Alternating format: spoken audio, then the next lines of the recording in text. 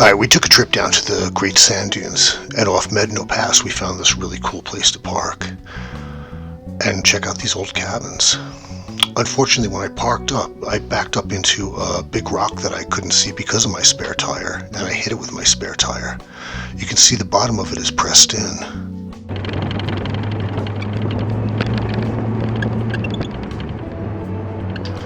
And when I was driving, it was rattling like crazy. It was loose, it was making all kinds of noises. So, back at the manor, Alfred found this. I actually cracked the mount. There was enough leverage on the bottom of the tire to pop a hole right through the spare tire mount. This is the backing plate for that stud, and you can see it's been pushed in. That's 3/16 of an inch it was deflected. And this is the deflection along the outside edge. The whole thing got screwed up.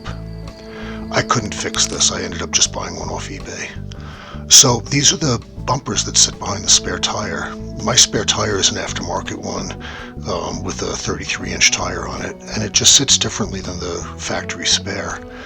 The bottom one is touching now because of my driving, but the top one has a nice gap there. It's about 1.5 inches, which is, given my tire and the backspacing and everything, about what it should be all around.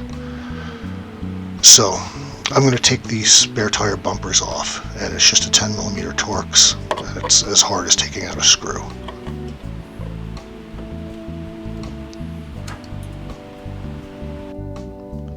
I believe this is a 1/4 by 20 thread, but don't quote me on that. I had 3 bolts sitting around that matched it. So I'm going to use those, but you cannot get a driver into this space. You can only get like a screwdriver in there. So I'm going to turn the bolts into screws.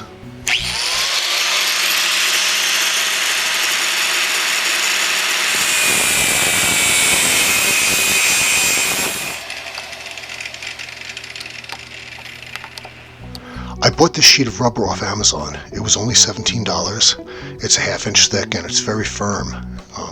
It's about as firm as the bumper itself. And it cut very easily with a hacksaw.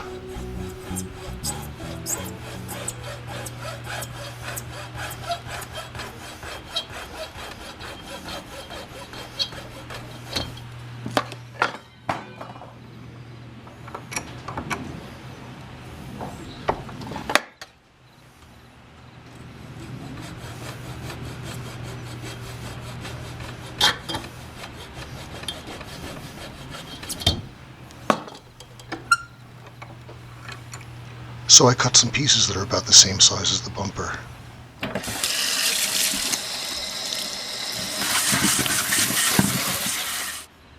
And I'm holding it together with rubber cement.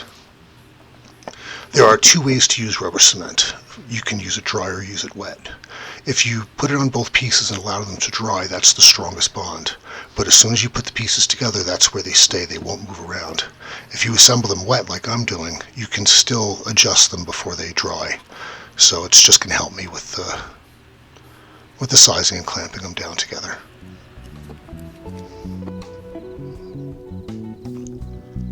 So now they're clamped down, and I let them dry overnight, and the next day I just trimmed them up with a hacksaw. I did it outside because this is really messy. It's easy, but it's messy. And then I shaped them out a little better with a rasp. Again, very easy, but very messy.